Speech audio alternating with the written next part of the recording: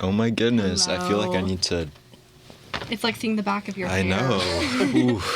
And then the monitors are going to be all weird all the time. Okay, I got to do a disclaimer. The opinions expressed in this live show are individual and not necessarily representative of Spirit Live or Toronto Metropolitan University. Welcome back to Describe Video, and please welcome our guest from Headscratchers this week, Dee Thompson. It's with a P, right? No secret P? No. Did you ever meet a Thompson with a secret P? I used to know a Thompson. Yeah, a lot actually. They're always hiding them in there. Yeah. And Sydney Wong. Hello. Thank you How's for it having going? us. Guys, Great. Happy to be here. Yeah, likewise. Yeah. It is officially like screening day. How do we Yeah. feel? I feel good. I feel excited. I'm excited to see what everyone's cooked up for the second round. Yeah. There's been a lot it's just in the background what I've been hearing. There's been a Yeah. lot of ups and downs this production Yeah. period. I feel like we're normally safe from all of that. I feel like we're a very collaborative team. Everyone kind of does their little thing and then we submit it and that's it. Yeah, we do a lot of things in post, so there's not the on-set Right. pressure, which is nice. I have never Yeah. worked on a film like this before, but it's nice to definitely just have everyone do like their part and collaborate online. So that actually brings me to an interesting question. What is considered the production period of, like, did you guys actually go out and shoot anything? Because I know in your last film, in part 2, it seemed like there was a bit of footage that was filmed. Yeah. Was there anything filmed for this one, or is it all just kind of clips and post? It was all clips and post for this time around. Yeah. We had some voiceovers written and things were added in through ADR and voiceover, but Right. footage-wise, we have all found footage. Yeah. Yeah. So we kind of like dismantle the entire system of making a film and instead it's kind of like everyone is given like a timeline and we're like, okay, like it would be great if we could have like the narration done by this day or Yeah. like this done by this day, and then we send it in like a group chat and everyone's sending like stuff in like Google Drives, and then like our editor, it's normally Will, but whoever's editing will like take all the pieces and kind of build like a film around it. It's really interesting. I don't know. So can I, like, what is that? Was it the same process, do you think, from the first film to this film? Or did it change a lot? Like, I think it changed a decent amount. I think we definitely saw how the first film went yeah. with the production schedule and just learned from that and applied that to this.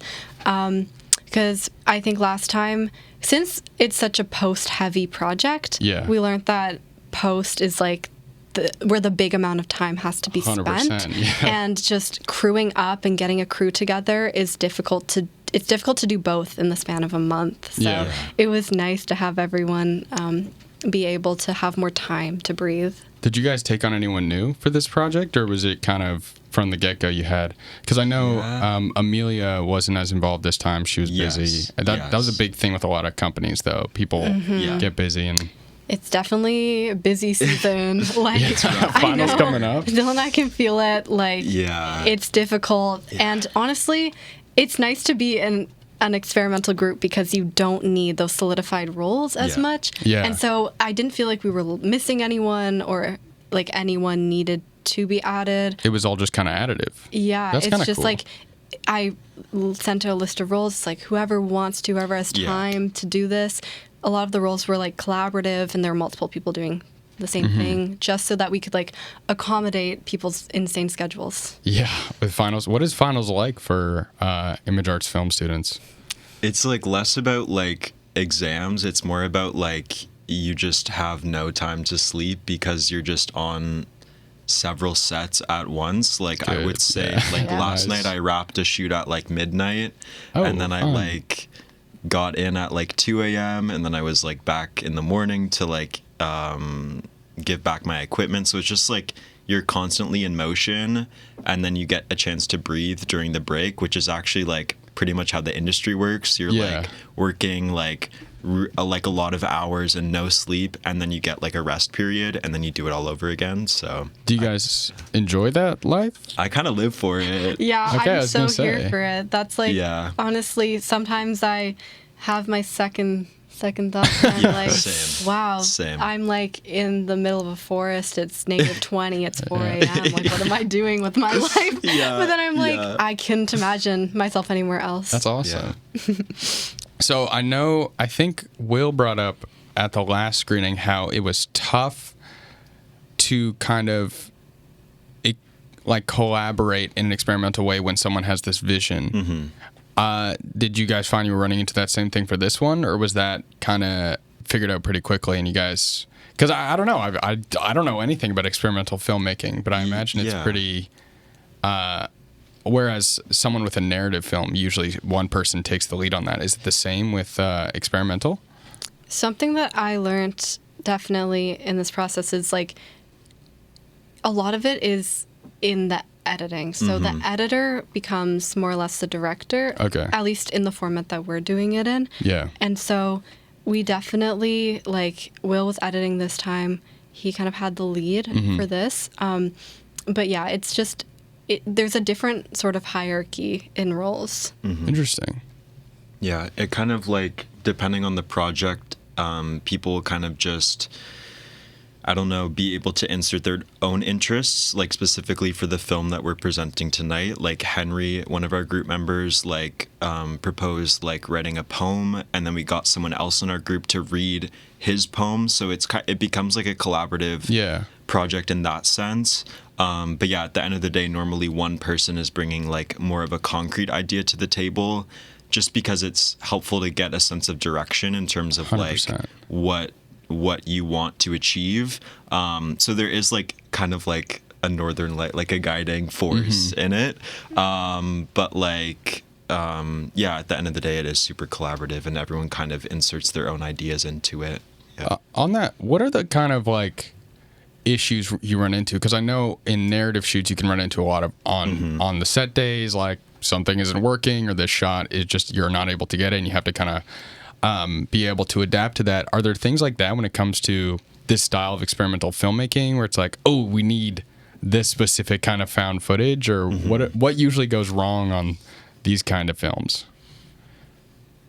Like sometimes when you let people, like when we're working, we are a group, but then everyone kind of takes their own sections and works on it individually. Yeah. So sometimes what can happen is that it's not to say that something like it wasn't what we were looking for. Just sometimes when you put two separate ideas together, they don't mesh. True. So it's just about kind of like fine tuning those details and coming together. That's like when we'll start as a group, we'll kind of split off, and then we'll come back. And normally when we come back, that's when we start to like fine tune everything and tweak little things. But yeah. It's similar to the layout of a narrative film that would be shot. Yeah. Since it's just the more work you do in pre-production and the more, the closer you get to everyone making the exact same film and having the same idea, the more like solidified and through line of a film you're going to get in the end.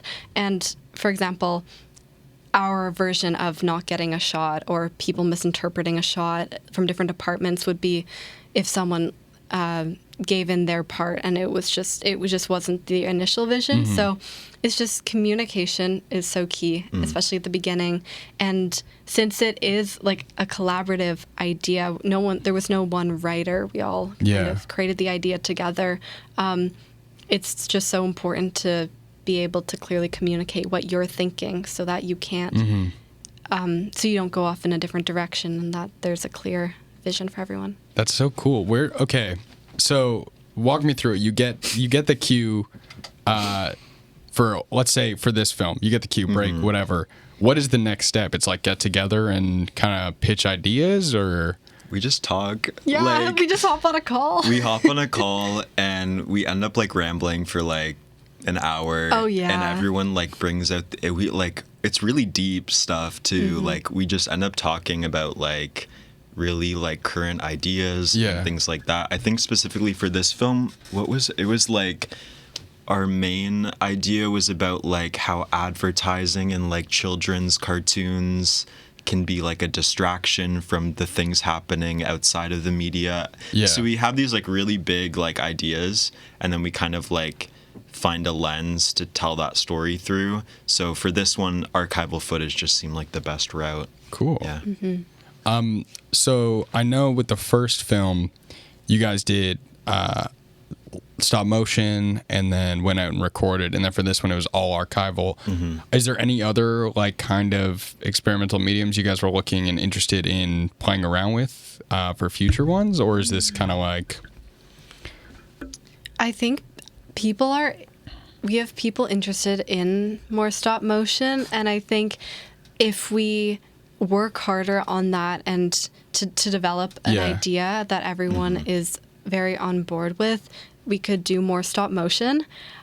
I don't know. I think there are just so many different options. Yeah, the main thing we ask ourselves, like, while we're creating is, like, we know exactly where our film is going to be shown, and that can't be said for a lot of films. Yeah. We know it's going to be shown, like, in that lecture room upstairs. So we kind of ask ourselves, like, okay, if we have, like, give or take, like, 100 people sitting in an audience, what do we want to put on that screen? That's so interesting. So maybe next time, like, we had ideas about maybe incorporating like performance elements, making it more so like installation versus like a film being shown on a screen.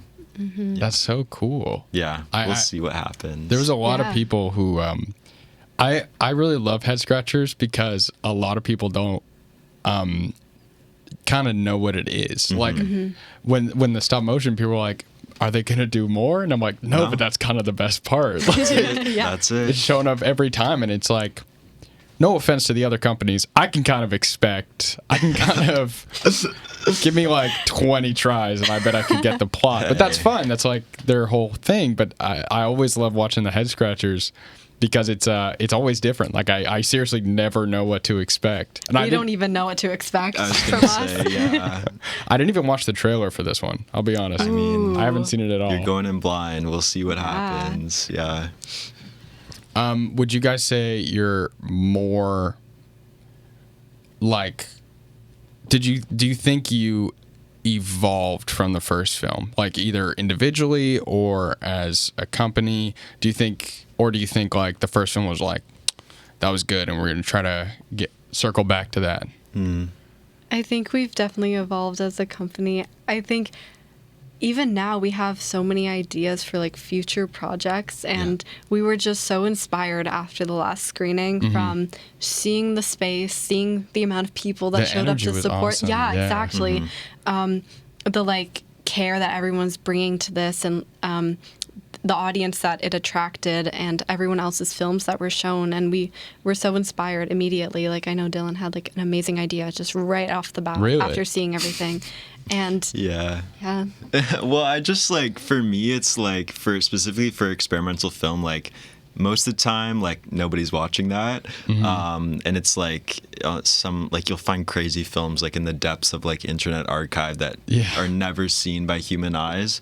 And for us to kind of like use like independence as like a platform, it's like, okay, like we can do whatever we want, and like a bunch of people are going to be forced to watch it. Oh yeah. It's going to get shown. That's kind of great. And we kind of like have fun with that and like kind of mess around with people and just go crazy. I think it's really awesome because it really challenges people. Like I know, like again, like Luminaire, their whole thing is like, this is something you maybe would expect to see from a film. When you're going to a short film thing, it's like, okay, they're going to make just like a good narrative movie. But I feel like sometimes that the Venn diagram of like those fans aren't usually the people that like are interested in experimental filmmaking, but like, I don't know, it's always super challenging. And I think that's a super cool thing that you guys get to bring to the table. What is that?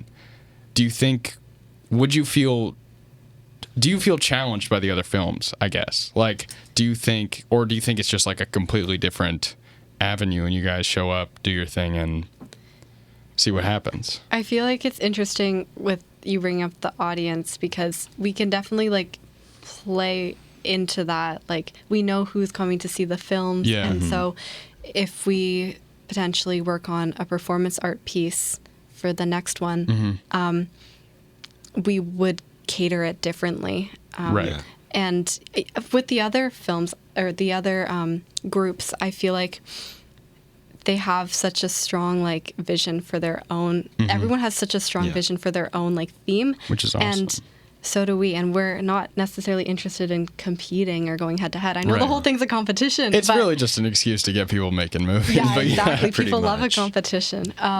But it's nice to just have it up there, and we don't necessarily see ourselves going head to head. Yeah, like every genre and every form of media has a place and has a space. And it's really interesting, like a lot of like the most famous directors working today like got their start in experimental film. Really? I think of like Martin Scorsese, like all of his like student shorts are like pretty experimental stuff, and then he like slowly evolved into more narrative.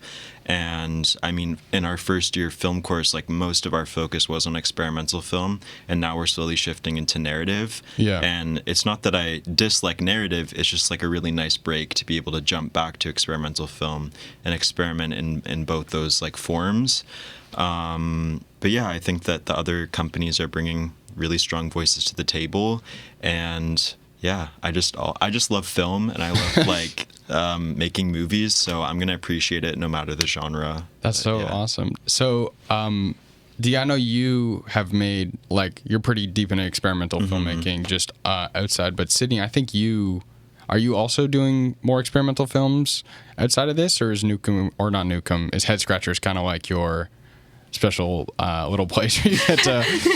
Headscratchers is like my little like new like thing that I'm discovering, because I've never worked with, I don't think I've ever done anything like close to experimental before coming to school.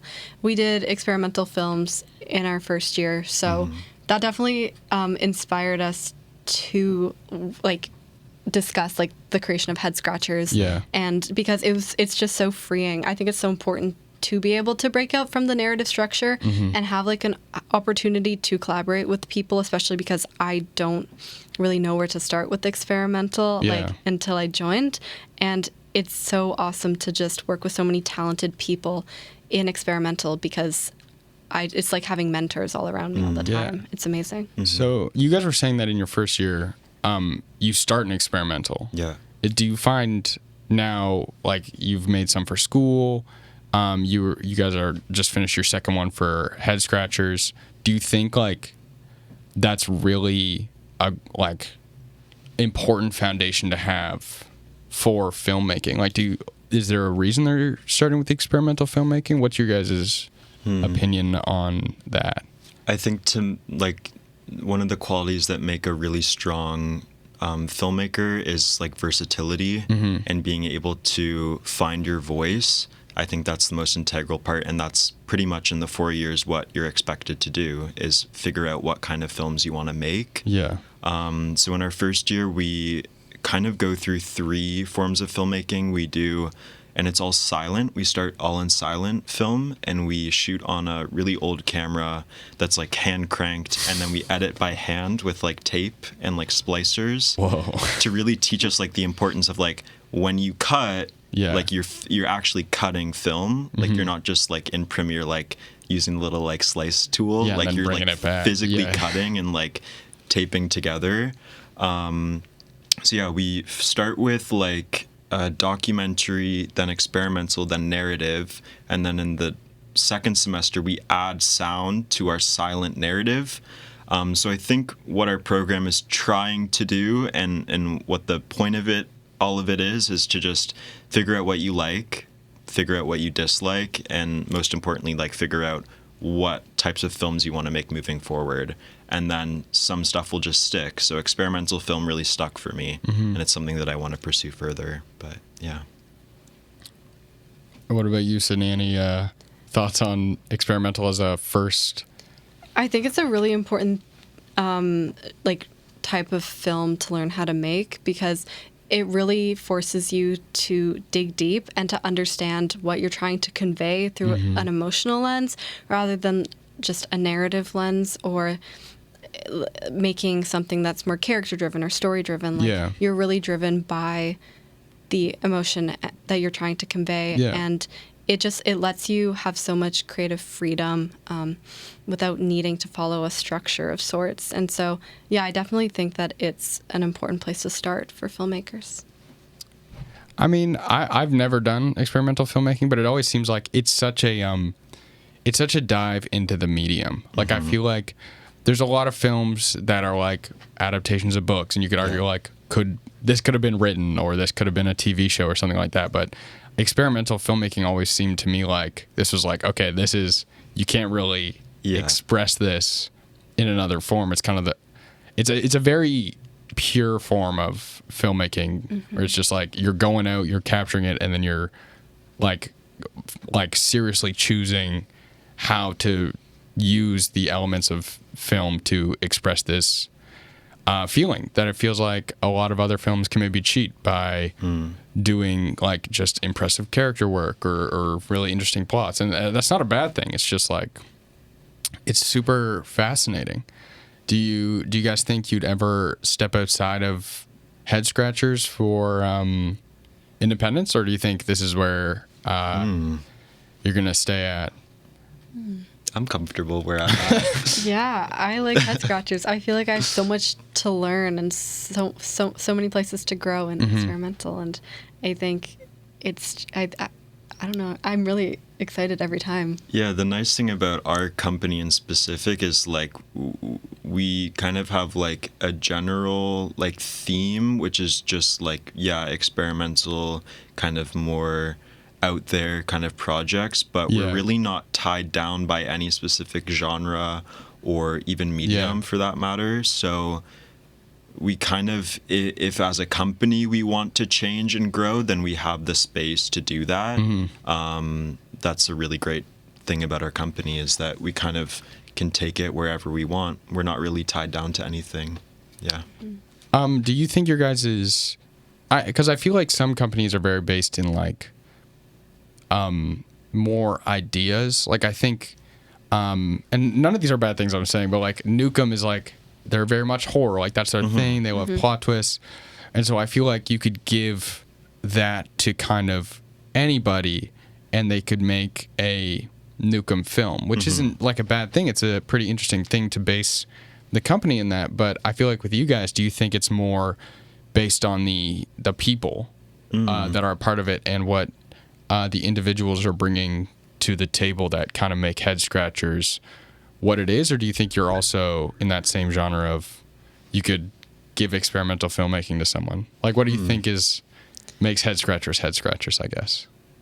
I definitely feel like it's the people. I think since it's more movement and emotion based and less of a genre, because experimental is you can take on any genre through that lens, and so since it is basically a lens, like having each individual person in the company provides a different lens, a different perspective, and that's what really makes the film, because we're really just sharing an opinion and a voice, and since it's collaborative, it's a collective voice that we all are trying to convey.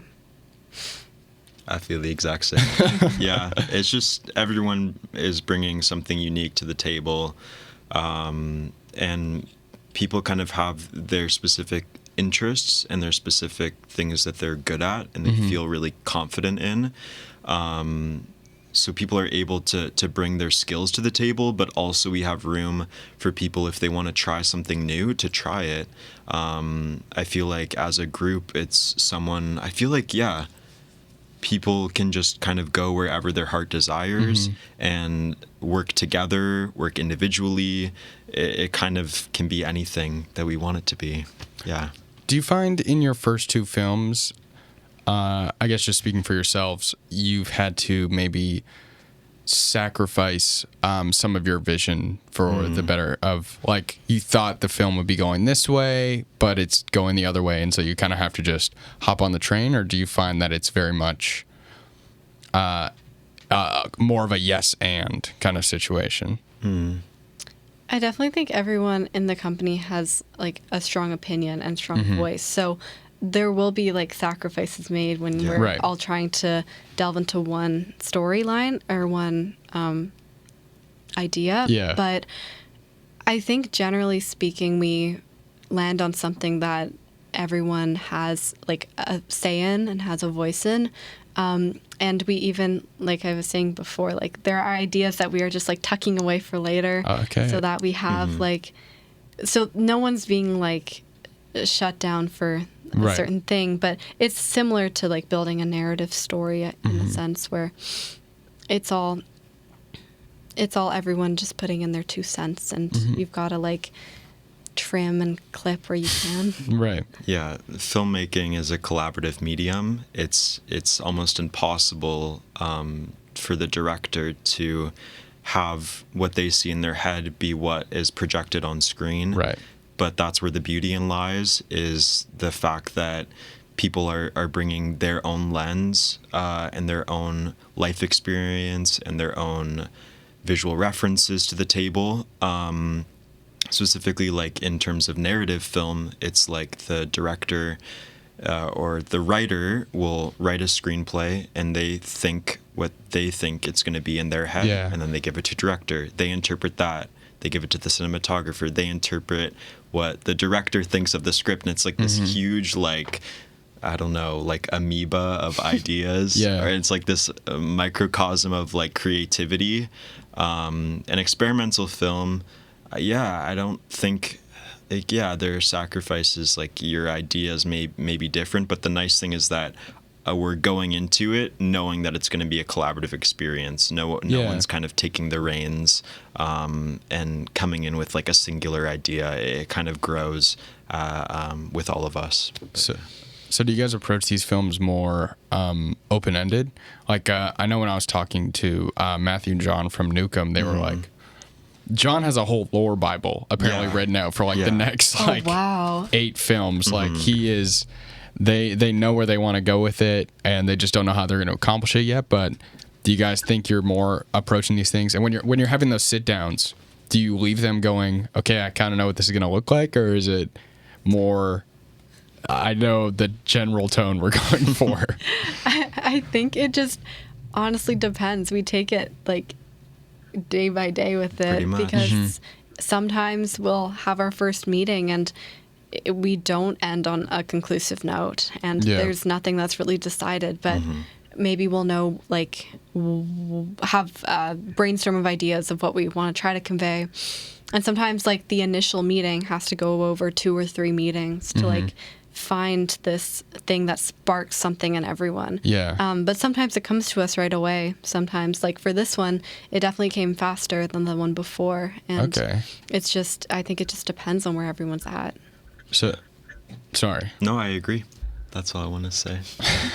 Is it often the case that, like, I guess you were saying everyone was on board at the same time, but for the first film, was it like some person has this idea and they're really like trying to pitch it and going, no, like it's going to be good, like there's something here? Or is it kind of like you're all throwing out ideas and going, yes, and that, and on, and just kind of building off each other? What's kind of the vibe and the, I guess, is it a writer's room idea, the think tank? A little bit. I would say the first one, Will definitely came in with a really strong idea. And I think it's one of those things when someone's really passionate about something, you just see them light up and you kind of just have trust in their vision. You're like, okay, you really like this thing and you seem really passionate about it. Let's all just hop on board and see what happens. You just have to be, I guess, open-minded to the possibility that it could turn out maybe not what you were expecting, and to give space for it to grow. But I think, I don't know. I had another thought, but it kind of left my mind. So. If it comes back, just jump back in. Same thing. Yeah, I totally agree. There's definitely writer's room like aspects to this. Like there's a vibe that's like we're all in it together. Yeah. So, do you, when you're doing your experimental films, I guess yourselves, you're going for more of a tone, or are you trying to convey more of a message, or are you trying to make the audience feel something? Because you guys were saying that you kind of make these films knowing that it's going to be screened, where it's going to be screened, and like the audience that it's going to be in front of. How much would you say that affects the filmmaking process for you guys? I guess it depends. Like for my personal projects, it's a little different than Headscratchers. But for Headscratchers, I would say that yes, we know where it's going to be screened, and it's less about trying to convey what we're trying to say. Is just to leave people with a feeling and to have it be an experience. It's totally okay if people don't like what they saw, but they were along for the ride, and that's worth something. Strapped in, they had to be there. They had to be there. We locked the doors. They were forced to watch our experimental films. And that's part of it. That's but yeah, at least for me, like in terms of, because I mainly take on the role of sound designer. I like to just create like literal nightmares with sound, and I think about like what sounds like terrify me, and I'm like, I hate the sound of like fluorescent lights. I hate the sound of like industrial fans and factories. So like I take those and I like just warp them, and like I just like to create a sonic nightmare and leave people with a feeling of dread and despair. It's a wonderful thing. Yeah. Can I ask, with the first film, did you have a lot of people come up afterwards and ask what it was trying to... Because I was talking with Nicole, actually, and we were talking about how this happened a lot, where a lot of people, they just didn't get it. And I don't think they also knew they were getting that. Yeah. So getting caught off guard with that is part of the fun. It's locking the doors. But it's a lot more about just being there and kind of just taking a second to go, okay, how did that make me feel? But do you think, like, how do you find the public's approach to experimental films? Like, are you just trying to scare them at some point, get them to feel Not something? Really. Or?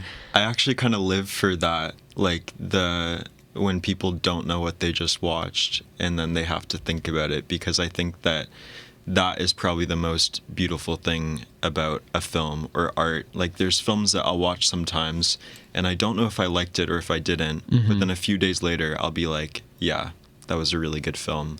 And kind of sitting with it, I think, is probably the most important piece about consuming art. And 100%. I think that for our company, I think that we get a lot of joy in people being confused and like not understanding what we were trying to do. Because I think curiosity is a beautiful thing, and it's sometimes nice to not have all the answers, and to like, we make a film and it's like a little baby, and then we give it to someone and they get to, it's up to them what they're gonna do raise with it, whatever the metaphor goes from there. That's beautifully put. Thank you. Have said it better. That's exactly it. So do you guys have something that like you say to, like, is there like a go-to, like, I don't know, or like, how do you guys kind of play into that and leave them with the curiosity? I mean, if someone asks what it was about, we normally ask, like, what do you think it was about? Or how does that make you feel? Because the beautiful thing is that it's going to be different for everyone. Yeah. And I love hearing what people think, even if it's something negative. But I mean, like, that is a completely valid reaction to a lot of these. I mean, Dee just said he was making nightmare or something. It's just a lot less linear. Like when people watch like a fiction like drama, they can either like it or not like it, but that scale is pretty wide. Liking something and not liking something are two ends of a spectrum, and there's often reasons why you don't like something or why you did like something. So I think for our films, we kind of remove that initial, I don't know, like people are just forced to jump right into it, why they didn't like something or why they didn't, or why it resonated with them or why it didn't. But I think for a fiction film, oftentimes we just say, yeah, I like that movie, or oh, I didn't like that. But often there's more method to the madness. Do you guys think making the experimental films has really changed the way you look at more linear films, like more dramatic films? Like, do you think you go in and you watch these and you don't end up on the black and white spectrum of liked or didn't like? It's more of like, that part made me feel an interesting way, whereas the rest, like, what was the most recent like cinema movie you guys have seen? I saw Begonia recently. Oh, nice. And I thought, it's interesting because, I think there are definitely aspects of it that are more rooted in, like, experimental filmmaking. 100%. And there is just such beauty in, like, the moments in the film that are so uncomfortable. And I'm sure there are many people who said that they disliked certain moments, and it makes you ask, like, oh, why did you dislike this? Like, what did you bring to this film that made you see it this way? And I definitely think having, like, watching more experimental films, it leaves you with, like, a taste for certain parts in narrative films. Yeah, I'm trying to think. I watched a film called Blue Jean. Well, I rewatched a film called Blue Jean, and it's like a period piece set in the 80s in like the UK, and it's about like this like lesbian gym teacher who like sees one of her students at like a gay bar, and there's so many like relations at play, and I could talk about that film on end, but I think what it kind of made me realize is that what I like about certain films, no matter the genre, is when you can tell that it's coming from a very real place. And I think in experimental film, your idea it comes from a really deep place. It comes from within. Yeah. And I think that for narrative film, what draws me to it is when directors and writers find that same idea or concept in a narrative film. So they take an idea, or they take something that, tragic is the wrong word, but something that has really something really dark that has happened to in their life, and bring it to light and kind of flesh it out. And I think that experimental film, like, oftentimes some of my favorite films are narrative films that kind of, like Sydney was speaking about, like, that kind of hold some of those values of experimental film, or like involve experimental elements into the actual narrative. So you were bringing up an interesting point about how experimental films have to like come from within and have that deep like coming from somewhere. I think there is a misconception that usually gets thrown around with like experimental film the way it does with jazz, where sometimes it's just like, was this an accident? Or honestly, is any part of the filmmaking, like, because there is also something that's like, as we're making this film, this happens, and that's just part of it. Like, that's part of the process, and it's part of the final product now. Does that play a role in, or has it played a role in the Headscratchers films that we've seen so far, or just in general in your guys' processes when approaching experimental films? How much of it do you just kind of, it'll be what it'll be? I think it definitely goes back to the idea, like, having a concrete idea to begin with and then letting people go their own way. It definitely, like, surprises can come up on the way because people will interpret something differently, but there's such beauty that comes out of that as well. Like, there can be moments that don't align at all with what we initially said, and it's great, or sometimes it confuses the audience a little bit more, but there's greatness in all of that. I think it's just about embracing, I hate the word mistakes. Like, I don't think that's the right word to use, but like embracing maybe areas that are different than what you were expecting, and to embrace all of that. I mean, it's the same even in the narrative film. Like, some of the best moments that you see in the end product are like when your actors didn't realize that you were actually taping, or when you actually missed a shot, or you're forced in a shoot day to cut a certain scene. Like, I think from paper to final product, it's going to be two completely different films. And I think that in experimental film specifically, it's a medium that celebrates kind of those faults, and really forces you to figure out like a way out of it, and through, and to use all the little bits and pieces to make like a nice, beautiful puzzle. So it's not as much about, well, I mean, it's not about accidentals. It's more just about like starting somewhere, and then as things coming up, like it's so interesting, because I know like the general idea with, and I could be talking out of my you know, but, can't say that on SpiritLive. But I know with film, the idea is like you go out, you get the footage, you get the materials, and then you like put it together. It's interesting because it kind of sounds like you guys are saying like as you're building it and it's a lot in post-production, something might come up and then you're like, oh, well, that's really cool. That's like a material that I want to use for the final product now. So I guess in that same vein, how do you know when a experimental film is done? Is it like, because I don't know, I know the word perfection gets thrown around a lot, but I feel like it, definitely with experimental film, and I've never made one, but it almost seems like one of those mediums where it's like you could always add to it. It really is limitless. Like there's some experimental films that people will work on for years and they literally devote their entire lives to like a single product, and a lot of the times that final product isn't appreciated, or it finds like a very specific audience. But I think what's nice about being in an academic setting and being in like extracurriculars such as independence is that you're held accountable. Yeah. Which is, you know what? It's like, we have a deadline coming up. We're just gonna try our best to make it something that we're proud of. Yeah. It's probably not quote unquote finished. I don't think anything is ever finished. Right.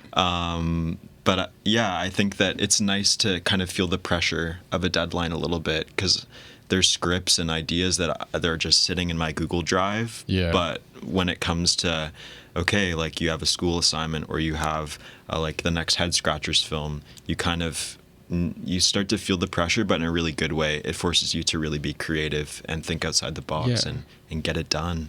Yeah.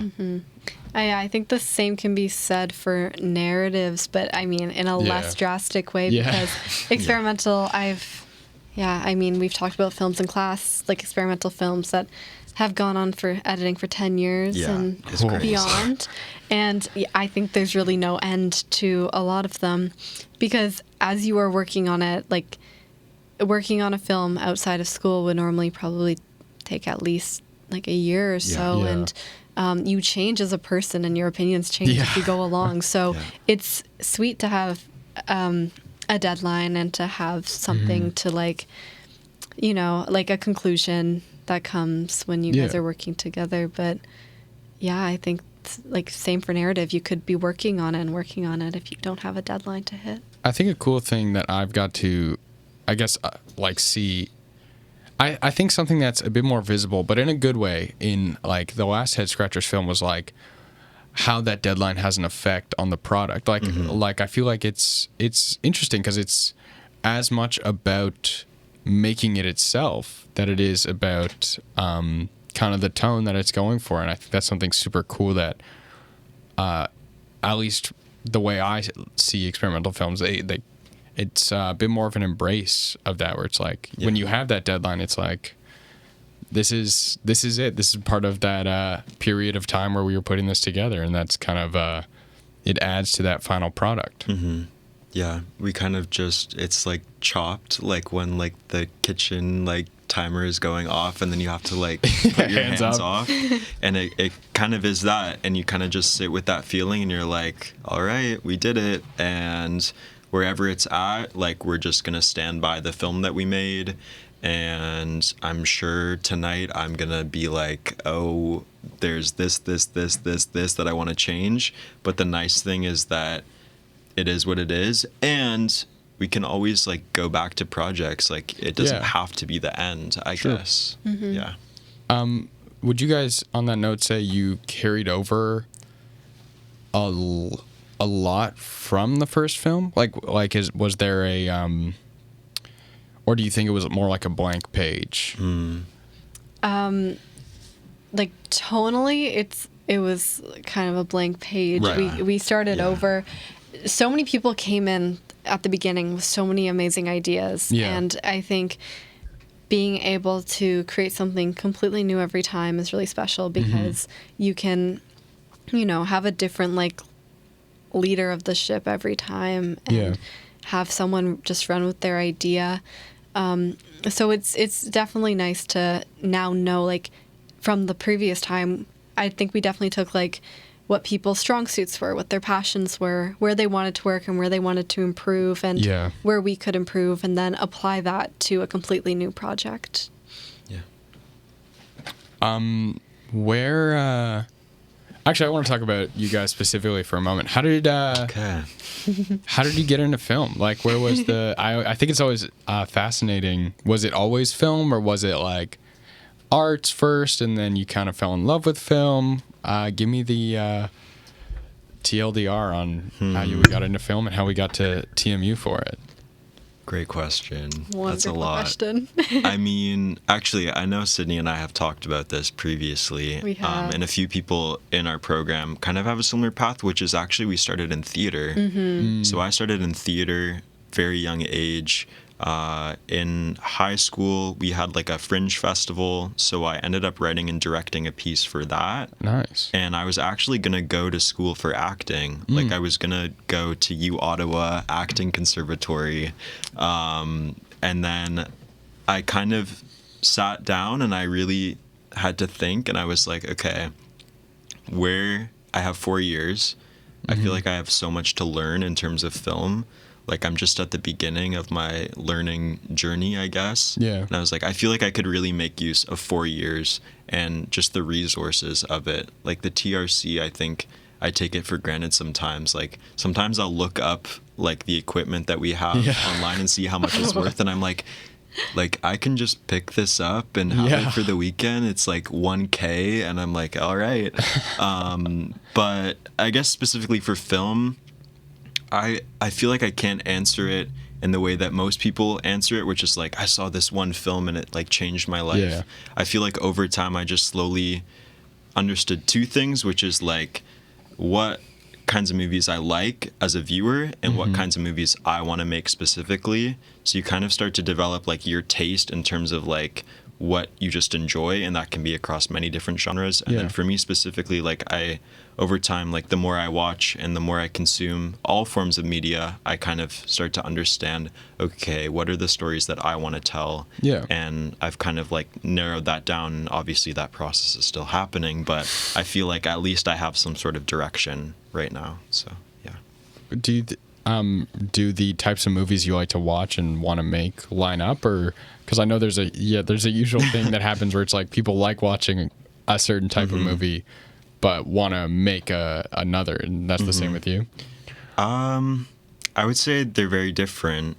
I'm trying to think of like a good example of a film that I would be like, I would never make that, but I really like them. But there are a lot like that where afterwards I'm like, not my thing, like for me, but I really enjoyed that, and I could see a lot of effort was put into that. But yeah. And Sydney, what about you? Same. You also started in theater? Yeah, it's funny. We've definitely had this conversation a few times. But yeah, also started in theater. Just high school theater courses. I was That's really, how they get you. yeah, I know, right? They rope you in. And I joined a screenwriting club, and I fell in love with like screenwriting and playwriting, and I was really interested in that. I also almost went to school for performance production. At U Ottawa? No, that would have been funny. Yeah. Completely different life. Yeah, destined. But yeah, I almost went to Concordia for theater. But I thought about, I just thought about the trajectory of my career and where I wanted to go and what I want to, again, spend 4 years learning. Yeah.